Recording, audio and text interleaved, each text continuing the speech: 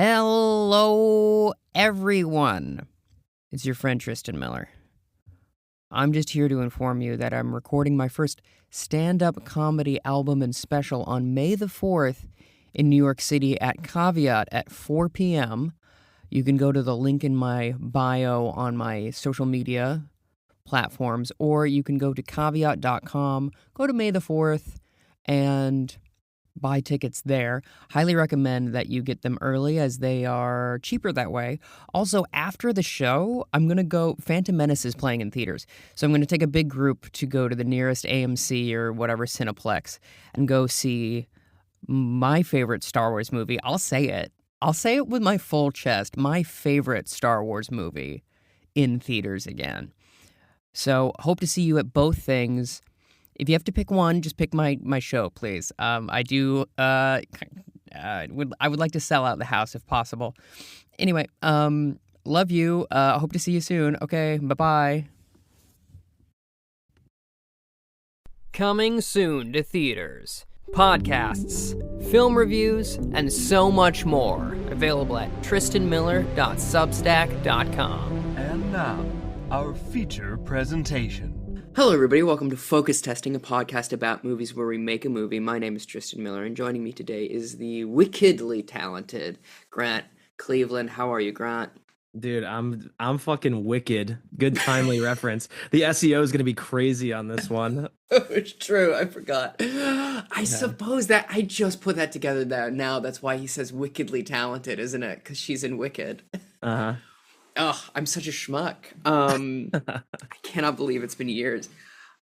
Remember, everyone's like, well, he has dyslexia. And I'm like, as someone who's dyslexic, I've read both Adele Dazeem and Idina Menzel, and even with my brain.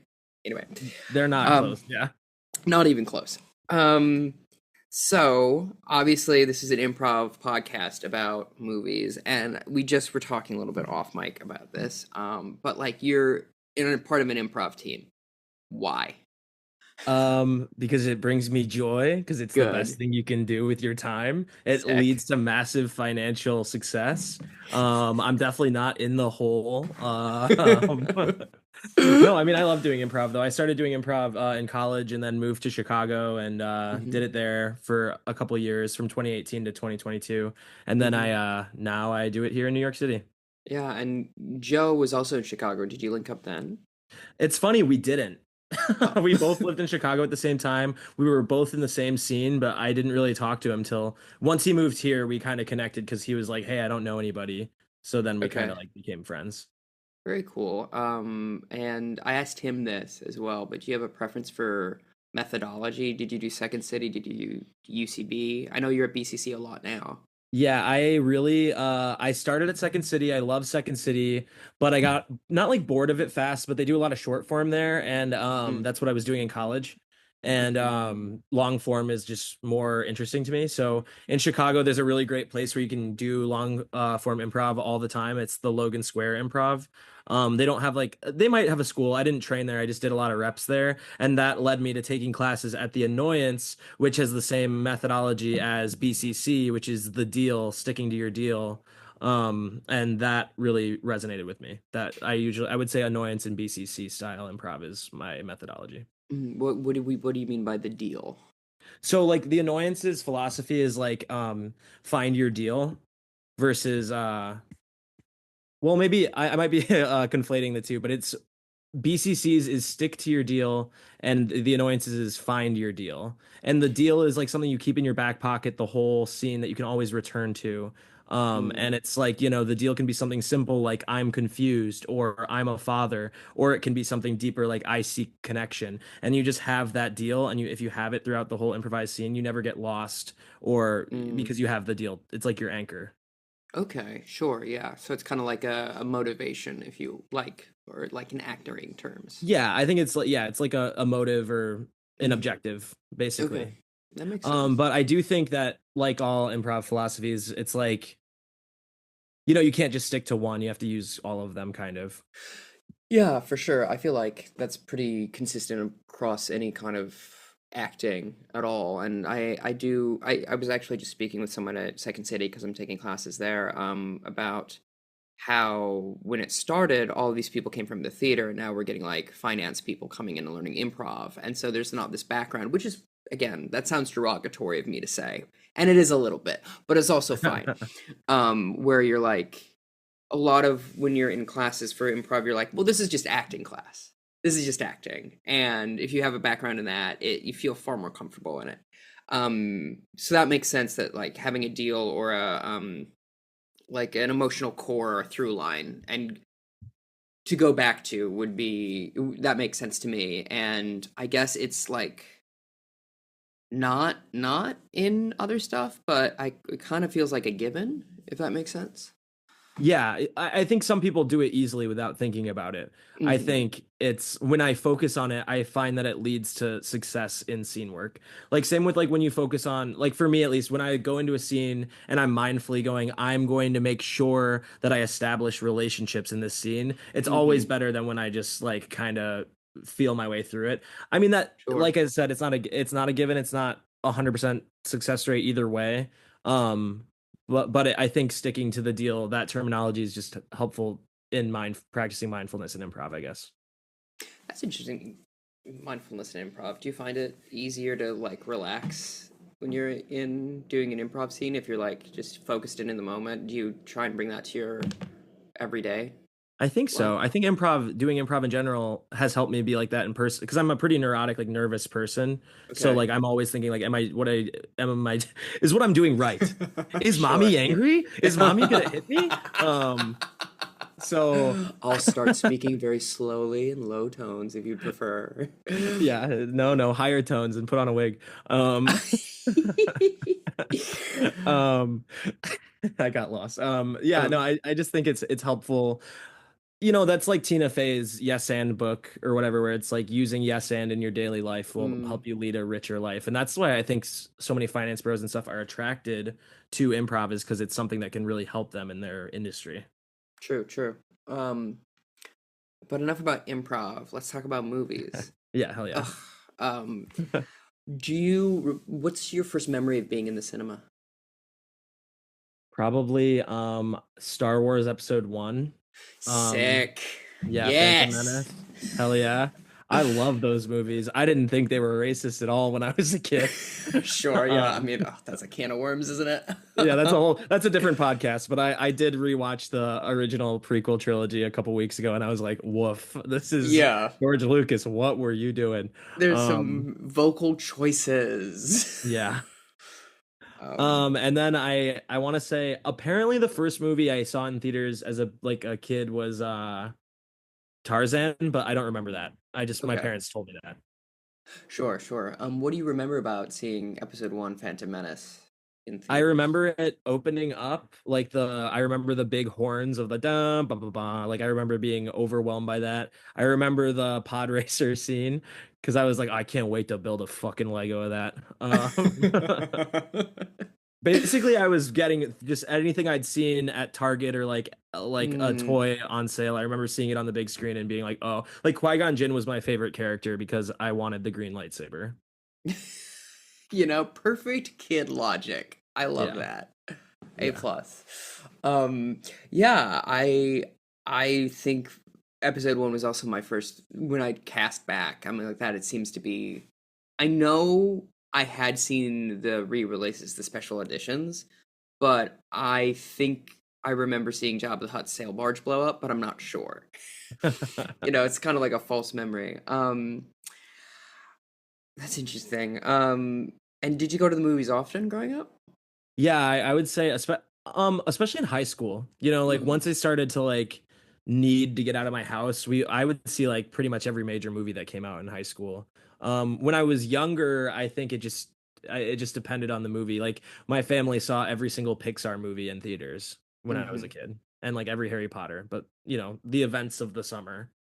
Yeah. Do you have a favorite Pixar still? Do you still go out for them? My dad will die on the hill that Monsters Inc. is the best one, and I am inclined to agree with him. But it's weird because he has some weird ass beef with Shrek because Shrek came out the same summer. It came out at the same time as Monsters Inc. and he thought that Monsters Inc. was slept on and that everyone liked Shrek too much. I Which is love just an that. insane take because I don't think Shrek did that well when it first came. I don't know the lore exactly, but I'm pretty sure Shrek gained more notoriety later on. I mean, it did successful enough to garner a sequel, but I don't think it became what it is now until the internet started obsessing over it. I think that was definitely part of it. I know it was like a pretty big success, but I think it was something that had legs, right? Mhm. Like I think came out early summer and was still playing in like October. Whereas I Oh, think totally. Monsters Inc. kind of like whoosh, and then That but would I explain could my be dad's completely wrong. anger. That would explain Exactly. my father's anger at Shrek. Shrek, which is so funny because that's so ubiquitous now. Yeah. Monsters Inc. fucking rips. Monsters University also good, I will Yeah, say. pretty good.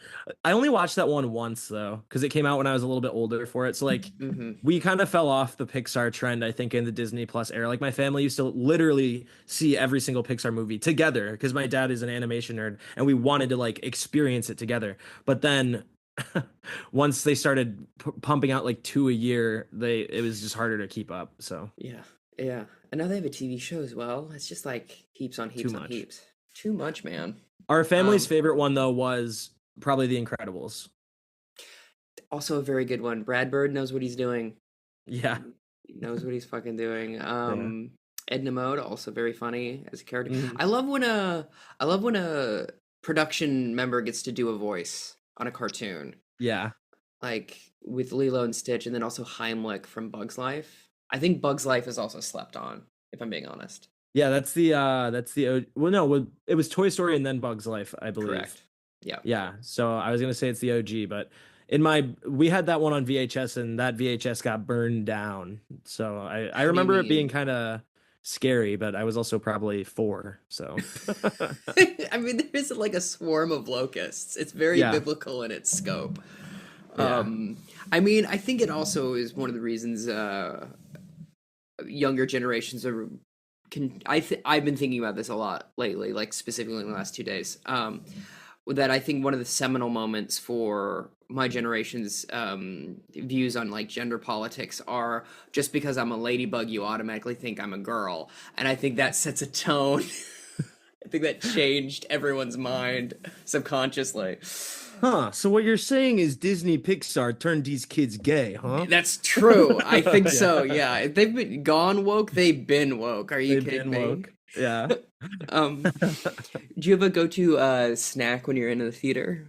Oh yeah. Well, my mom I was gonna call it generational trauma, but that's not that's big. My mom loves jujubes and Ah, the junior mints. But mm-hmm. like so those were like categorically my favorites. But now when I see a movie, I'm sneaking in Haribo Happy Colas. Excellent. Yeah. That's very good. Haribo is someone I can't eat them because they have wheat in them, Oh but yeah. I miss them every day. They're the best. Um, it's also like, how do they get a candy to taste like a cola? I think that shit's magic, you I think know? it's pretty magic. Like a bottle. Did you ever have bottle caps? Do you know what those were? Oh yeah, absolutely. Fucking Basically anything fake cola flavored is like my favorite candy. yeah, that's great. I was also like, how again, how? How? I don't know. I'm surprised it has wheat in it. I thought it was just made out of like horse hooves or whatever. It's definitely there's bone matter in it to be sure. They Yeah, are not vegan. Um but it's used I think as like a binding agent. There's some form of gluten in it. I don't know. It that makes sense. stinks. Same with like licorice, which I'm one of 5 people in the world that loves black licorice and I can't have it and it's one of God's great ironies. Yeah. So are you ready for some movie trivia? Yeah, let's hit it. Let's hit it. Okay. I'm a sort of a scholar, so Okay. I can tell with yeah. the horn rim glasses. Are you kidding me? Absolutely. Yes. Um, so first question, what is movie? What is movie? Movie is feeling. Movie Ooh, is experience. Movie is community. movie is community. I like that a lot. I Yeah. really do. Um, who is more fuckable, Gollum or Smeagol? I mean, if you can't handle me at my Gollum, you don't deserve my Smeagol. Um, I think Smeagol would be gentler, but Gollum would hit it right.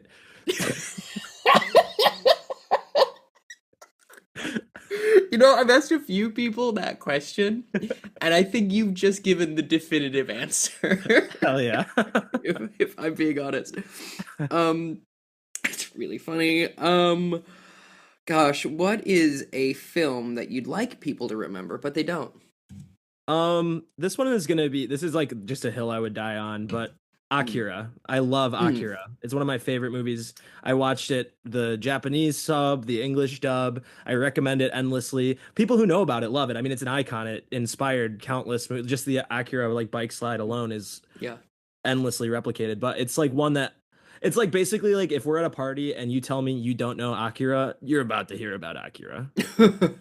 Sure, I understand. And I can tell your devotion to it based off of your pronunciation of the main character's name, as Yeah. opposed to Akira, which is like, all right. Which having seen the film and then hearing everyone say Akira, I'm like, how are we, they say it in the movie so much. How are we Yeah. mispronouncing this? I mean, it just depends. Like I'm from Michigan originally, and my Michigan accent really wants me to go. I think I'm overcorrecting because I want to be like Akira, like like my Fair. tongue wants me to say it completely wrong, So I understand. I as a Minnesotan, I very much agree.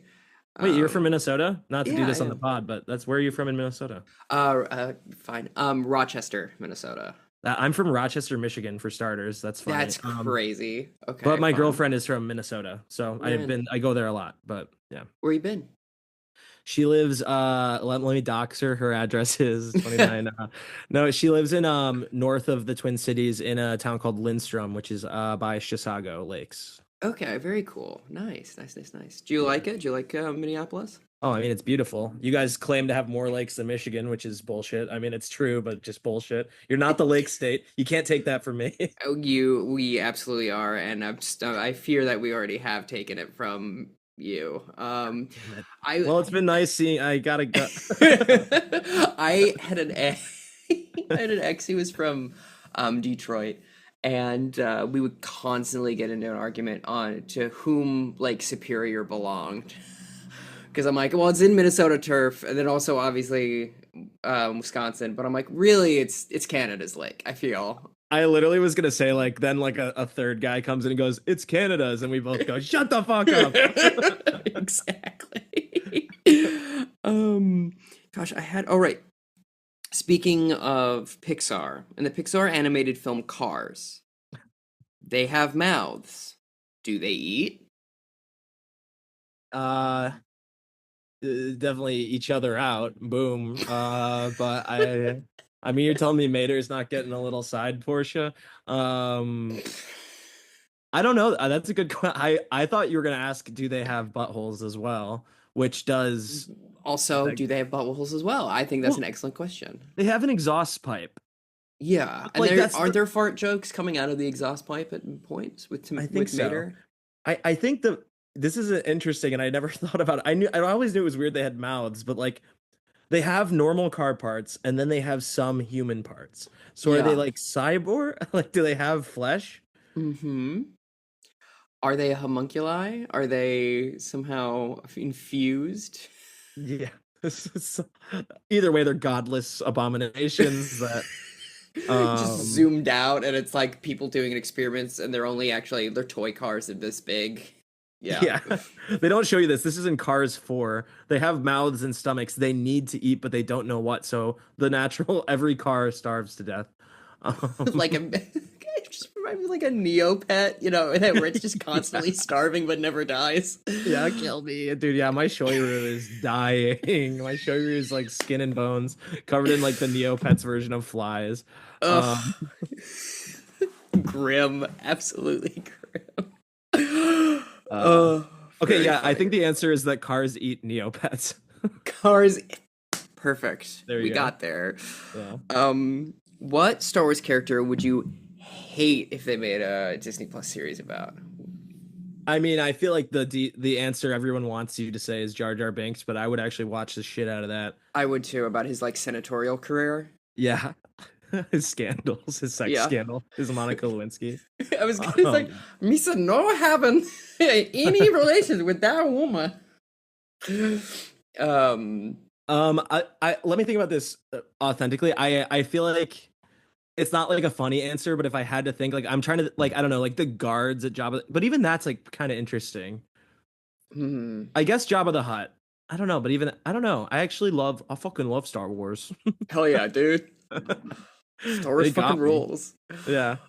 I Um, guess let's just go with Jar. Let's go with Jar Jar, the low hanging fruit. okay. I think that's fair. I think maybe Oh, another you know way what? to. Actually, Hmm. not to sound sexist, but I feel like Padme. I feel like people would be like, "Why? Because she's a woman." I'm like, no, because we already know her story. So what are we gonna tell about Padme's story now? That's true. Unless it's between like 1 and 2. But Yeah. then you'd have to like recast it, and it's this whole mess of a thing. Yeah, that would be kind of a headache. I feel like, hmm. Well, then let me flip it on the other way. What would you? Who do you want to?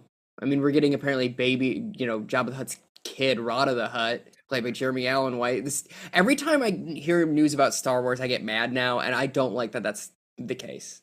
It's kind of the same thing with Colin Farrell playing the Penguin. I'm like, you're gonna get a sexy, beautiful person to play Jabba the Hutt's son. Can we get a gross fucker up in here, please? Can we get I Danny don't DeVito? literally Please? like they used to cast weird looking actors. You're making someone play Jabba the Hutt's son, and you're gonna cast Jared like whatever. Like I think you get where I'm going with that. But Yeah, yeah, that's yeah. As someone who has bad teeth, yes, I'm definitely with you on this one. yeah, fucking fuck these beautiful people. Urgh. Just because they're talented and successful. Uh, okay, so wait, what was the question? What would I want to Who see? would you want to see? Yeah. Honestly, I always really liked the Royal Guards. You know, like the red Yeah, yeah, Royal yeah. Guards. I think they're Palpatine's guard. I would watch like a SEAL Team 6 um, war Sick. documentary about them. That's very funny. I was just thinking now that I posed the question. I feel like Archduke Poggle the Lesser, the Geonosian leader, would be like either really bad or really good. Was he? Wait, is he the guy who's like? Blah, blah, blah? Yeah, he goes quiet no. Yeah, absolutely. Totally. And it would just be like I feel like it would have to be like a mock docu series about like again some sort of scandal he's going through. It's all I mean, subtitled, you know. this is honestly part of the Jar Jar Binks story. I just think it should be like a whole Senate drama, like a West Wing, but about the Senate. See, now that's a really good idea, though. That would be very amusing for 8 episodes, and then they would cancel it because no one would watch it. Yeah, Ugh, as is their wont. So I think I have 2 more questions for you, great. which is, what was your first character crush? First character crush. Yeah. Oh God, I don't want to say the first one. I mean, I have to, but I was about to just be like Jessica Rabbit. I did watch that movie way too young. Yeah, I guess that's the real answer. I'm Okay, trying to fair think of enough. one to save face. I think that's it. If it makes you feel any better, I too watched it at a too young of an age. And to the point where I was like, my uncle was watching it. I walked into the room. I was like, "Is this okay for him to be watching? It seems sexually explicit. I don't know why Wait, it's just what on the the- tube." Apparently they want to make I saw this is like I'm just butchering a headline I read, but like apparently they want to make Roger Rabbit 2, but Disney's not gonna approve it because of Jessica Rabbit. Like they would be like, we can't make it without her, but they're like, we can't make a fucking movie with this sexy lady in it now. Like it's like Which is crazy. at least just because I That's think it's like it's not a in the 80s they could be like, oh, this is for kids, but like that would not Mhm. be for I don't think that would fly past the censors now. Yeah, I mean, for sure, it'd definitely be like rated PG-13. Like Yeah. that's the thing. It'd be a PG-13 film, and I think that's silly because like Disney owns Family Guy. Yeah. I think that's stupid. Have you heard some of the shit they're saying? It's Yeah. crazy over there in Quahog. Yeah, damn. Damn, I love that place. Top 10 wedding destinations, Quahog. Quahog, Rhode Island. Let me get to the clam. The clam, yeah. Last question is, as always, why is Austin Powers so sexy, do you think? Same reason Smeagol is. um, Do I damn. make you horny, baby? Yeah, I mean, I think it's just the Riz.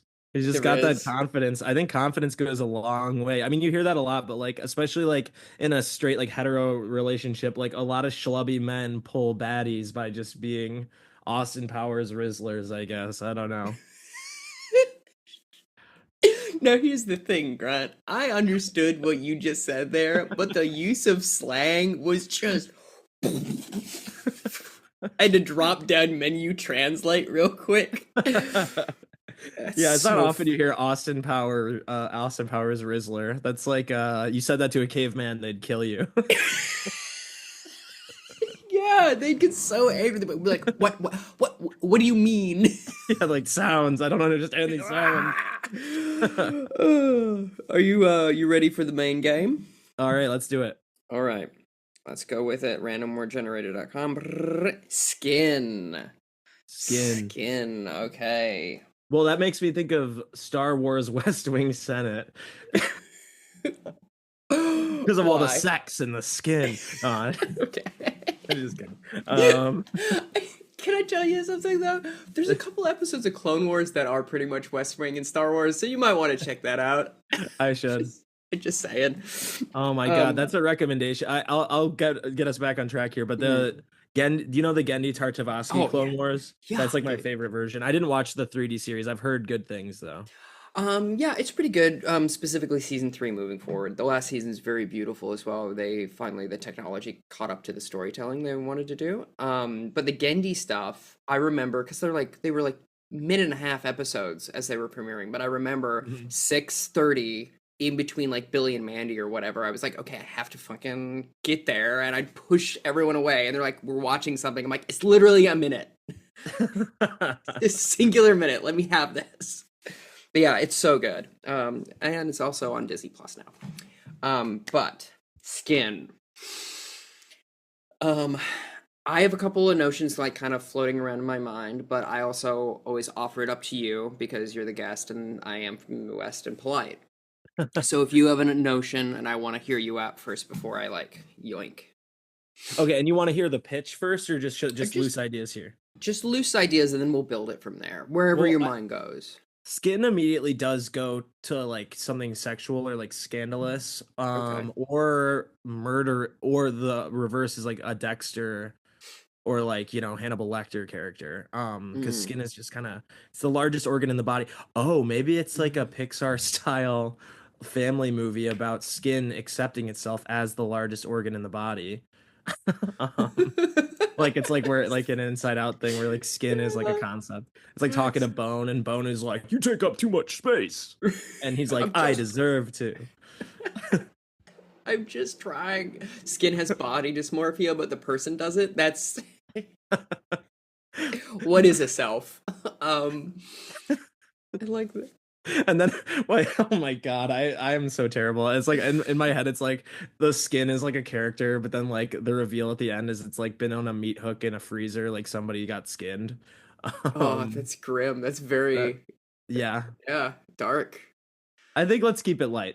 Yeah, I was gonna say for Pixar film I feel like no, but yeah, okay, so you have like a scandal, or I think I'm leaning towards skin now, because now I'm even thinking maybe it's like an Osmosis Jones thing. Okay. Or, I mean like the Pixar version, because it's like maybe it's an Osmosis Jones and it's like all the skin cells working together to be the skin, and they that's like interesting.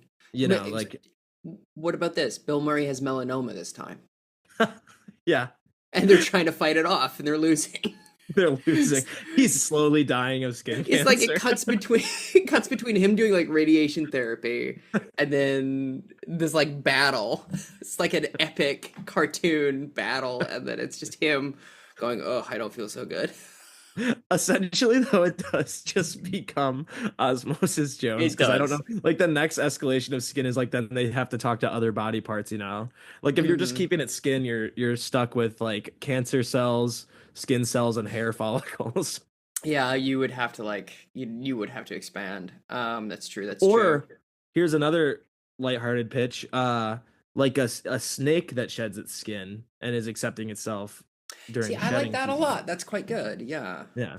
I like that. It's about changing and accepting Oh, it's like a probably is a young snake and it's happening the first time, so it's like a metaphor for puberty or whatever. And Yeah, it's sort of just turning red, but snakes, and instead of periods, literally snakes shedding the skin. It's like not a metaphor. It it's very doesn't make literal. You can, Tolkien talked about applicability. You can project whatever you want onto it. For It's like there's sure. like a 20-minute shedding, like photorealistic molting scene where we just watch the boring process of a snake shedding its skin, and he's like, "I'm doing it."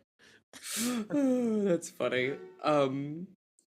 Okay, we got a lot going on here, ideas wise. I would like to throw in my also notion and see if we can kind of all mesh them together somehow. We'll see.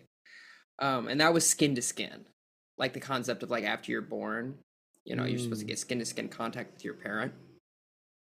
And I feel like a notion I had would be someone who never got that, who's trying to find like their adopted parent to get that skin to skin contact again, which is like really weird. It is as for like a grown adult to be like, I need to be Like dressed as a baby, being like, "Father." see that I hadn't thought of, but that's very funny as a concept. Okay, so Skin to skin. Let's merge skin to skin and call it snake to snake. And a woman Snake to gives snake. birth to a snake, and it's the plot of Wicked. Um, like how I've never even heard. I know there's two songs from Wicked, so I have no idea. That was probably a really good reference. I have no idea what you're talking so about. you haven't seen the movie yet? No, I haven't.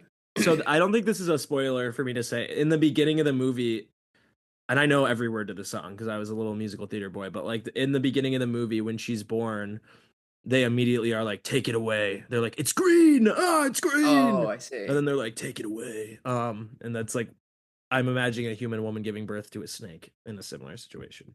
Okay, so a human woman gives birth to a snake, and then they take it away in Hunchback of Notre Dame style. Yeah.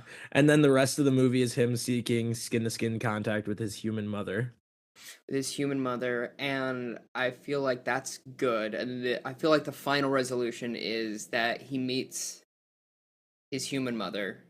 He has one last shedding, and he turns into a real boy. Like he gets like skin to skin contact, and then it starts to peel off, and then he molts one final time as a snake, and it plumps into like a full grown adult man. And he just immediately he immediately like goes over to a mouse like he's at a pet store and he starts trying to swallow shit whole. It's a Can't do naked it. human. So, okay, I think this is great because you have the first act is him tracking down his mom, right? Yeah. And then the second act is him adapting to being a human being. Yeah. And then we'll figure out the third act when we come to it. I'm thinking though maybe to just tweak the first act. Sure. I think the woman giving birth to the snake like is way too much. Really? You think it's a bit full on to you?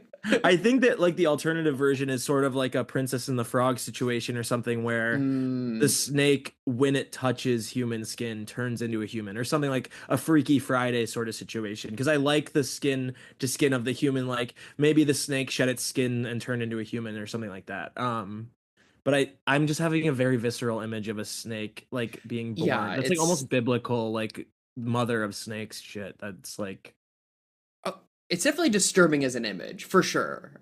yeah. Because also, like, traditionally, and not to get too in the weeds with this, but traditionally you have a brood of snakes. You don't have just one long snake coming out. So, like, it's like, does she have more kids? Is it a Medusa? Like, there's a lot of questions to be raised if someone births a snake. And how This big is like is an the open. snake? This is so gross, but she like opens her legs and it's just like an open faucet of snakes. Yeah, ugh, gross, gnarly. That's nightmare shit. It's a bit grim. But I like the idea of a snake like wishing to be human or something. Yeah. So kind of an inverse of Princess and the Frog. A snake sees humans, wants to be a human, realizes that it's not so easy, and then is like, I would actually prefer to be a snake Yeah. by the end of it. So the message is like, you should just accept who you are and love yourself for yourself, even if it's not fully who you want to be. I think it's so funny to imagine like a Jim Carrey style actor being like someone reacting to having limbs and fingers for the first time. What the actor that comes to mind for me, and this is just because I've been thinking about Dougie Jones from Twin Peaks a lot lately, is Kyle MacLachlan because he does that Oh physical yeah. comedy so good where he's just like, I don't know. Like, I feel like there would just be an extended sequence of the guy clapping for the first time because he's never had hands before. Yeah. Kyle, that's a great pull. Kyle MacLachlan would be actually amazing. I've seen his TikTok dances lately. I think he's got the physicality to pull it off. Oh yeah, he's great. He's so good. So I like him being the go-to. Who should play, or are we still having him like come in contact with a mom? Yeah, I think like the marriage of the two is there. Like we have to figure out before we sell this movie, we have to figure out how to because I think it's the motivation of trying to get back to the human mom is like really strong. Um yeah, I was just thinking out loud that like without him being born of her, like maybe it's like his chosen mother, you know, like he lived in her garden or whatever, and then when she moves, that incentivizes him to turn into a human to try to find her. Oh, I like that. That's good. I like that a Yeah. lot. Um, cool. All right, I like that. I think we should cast a. Who do you think should play the mom? And a gas tire on a gas tire. Don't know why, couldn't tell you. Fucking First, rules. It's great choice. Never in a million years would I have pulled that name out of a hat, but it is very good because the image of her like having to deal with fumbling Kyle MacLachlan and like having to just like really reckon with that is very good. I think that's a very strong choice. So the I first also think chunk. Mhm. something would be fun to play with too is like the snake thinks there's like Kyle MacLachlan thinks there's like a connection between the two. He's like, I'm the snake that you fed by planting flowers in your garden or whatever so that I could eat the slugs or whatever. And she's like, I didn't know there was a snake in the garden. Exactly. He's like, I would have cut your head off with a shovel. You would what? Oh, that's I think very good. I think them like being kind of an odd couple, but now like he like kind of much like a what about Bob situation. It keeps inserting himself into her life, and she's just like just moved into this new neighborhood. Maybe it's like not her favorite thing that she had to move. She like got fired from her job, and she had to like start at a new school because she's a teacher, Yeah. and so she's like so stressed out, and this guy keeps popping up and insists that he knows her, and she's like, I just fucking don't want to deal with this. I I I think they should fall in love and then what after like when they kiss he turns back into a back into a snake snake. and then he's her classroom pet. I think that's perfect. I think that's Yeah. very good. Um, how do they fall in love? What occurs? Like she's obviously like helping him become human or whatever, but like let's get some specifics. At I least feel like it needs to be I almost want it to be like a road trip, not like a road necessarily a full road trip movie, but like a road trip element where she moved cities, so it takes a long time for him to find her. And when he Mhm. finally does, he's so appreciative, like and being like, I finally found you, like I learned to talk, I learned to have opposable thumbs. And she's just like really bewildered at first, and he does something to win her over, and once he wins her over, she's teaching him the finer points of how to be human, like how to read and stuff.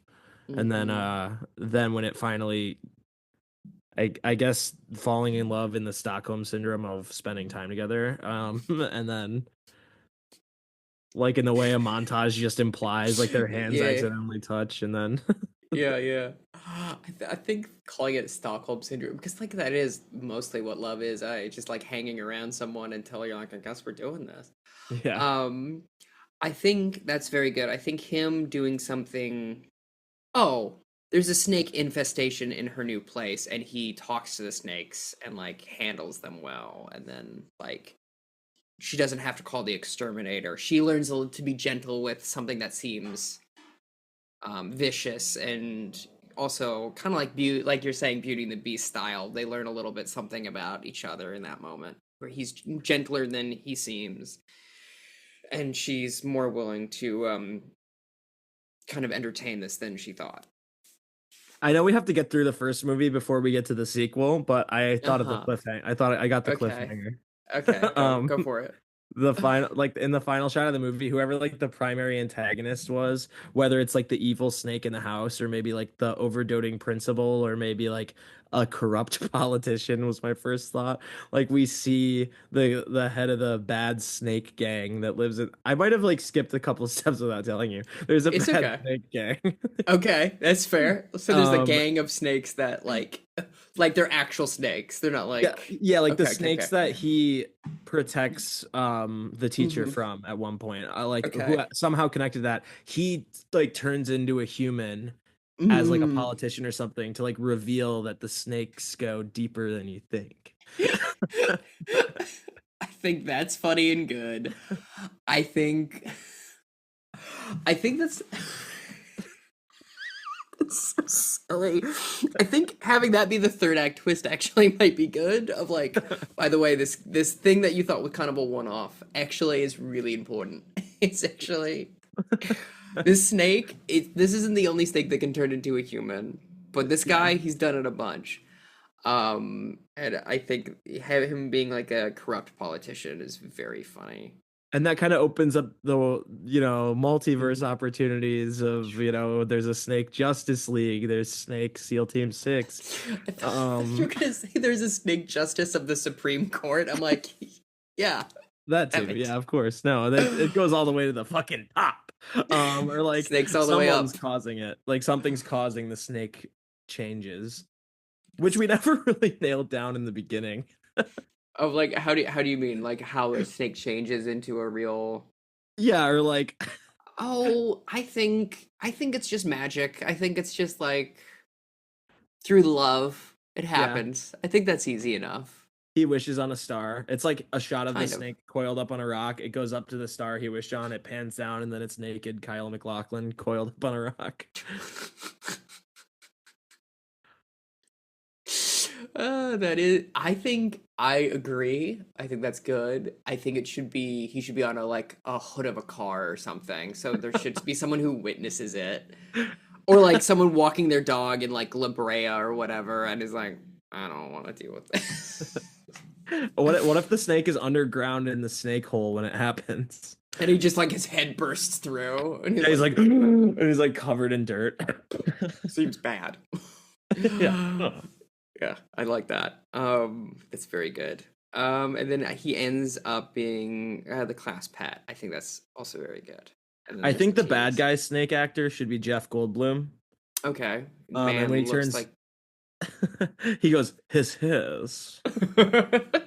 Ooh, let me. Ooh, yeah. Oh. Wow. A lot of coils. Excuse me, I need to does anyone have a mouse? Oh, that looks delicious. Let me just unhinge my jaw here. Yeah, for sure. I think that's very good. He famously works as someone who transforms into an animal, what with the fly Yeah, and all. So that's true. yeah, I think that's good. I think we have something here. I think it has a beginning, middle, and end. It's a little messy, but is there anything else that you want to like clear up, tidy up before we move on? I do think it will be hard to implement. I'm just trying to see this movie and I'm trying to figure out where we insert the Jar Jar Binks political sex scandal. Oh, I'll tell you exactly where it's on the TV Yeah, when they first kiss. in the background, yeah. In the They background, go, yeah. let me turn this off. And he goes, no, turn it up.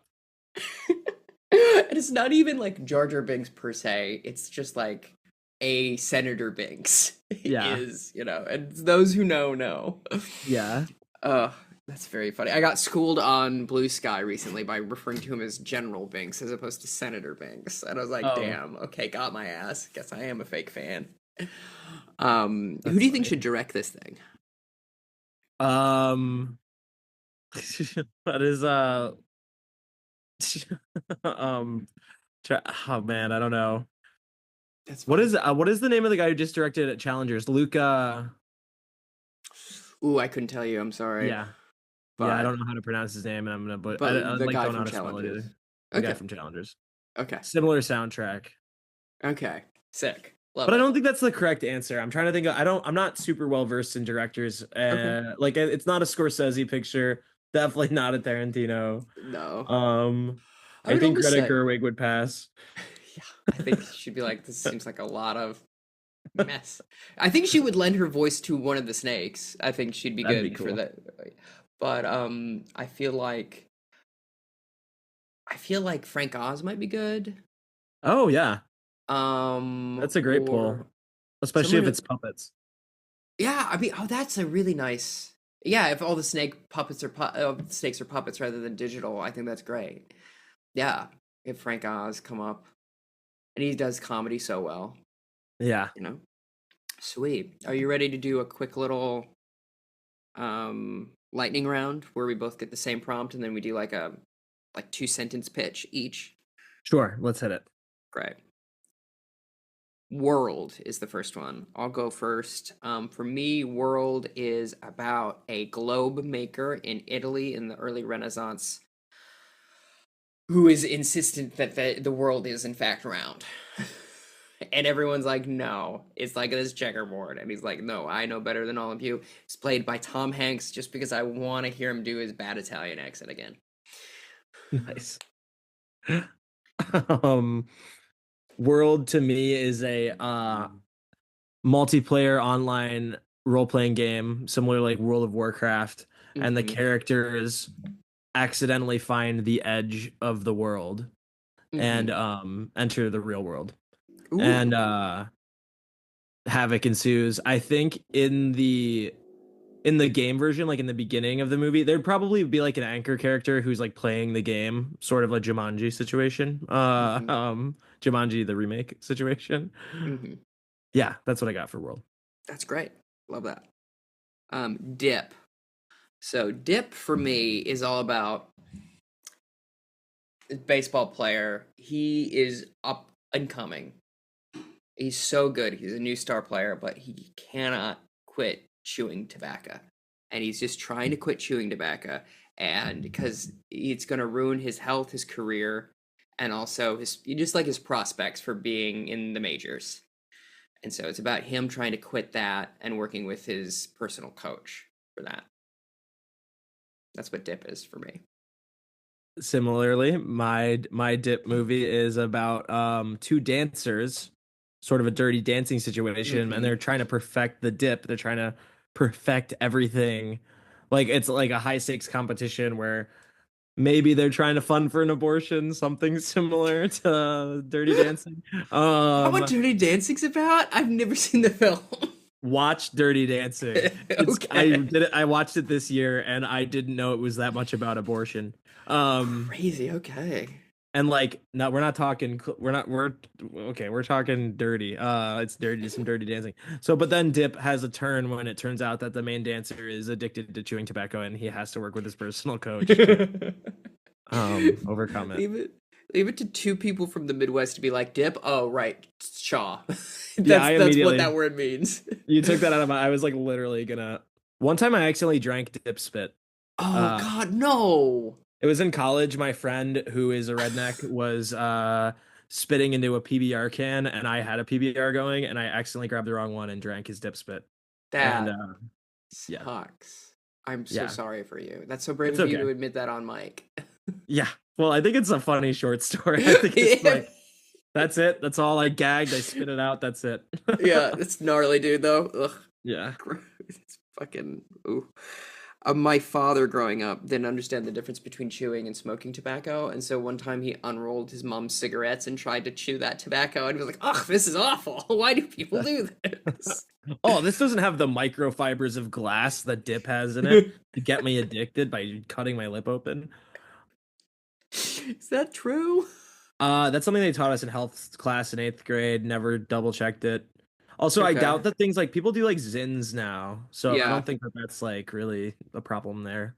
Yeah. I have recognize as our final prompt. For me, recognize is about a senator in the US Congress, or you know what I mean. the U.S. Senate, who never gets recognized by his chairperson, and he's just trying his best to be of note and have a legacy as a senator, played by Ahmed Best, Jar Jar himself. You literally like took it out of my when you said recognize. I almost laughed so hard because I thought you were gonna go. What I was gonna say is recognize is a movie about a senator in the Galactic Senate.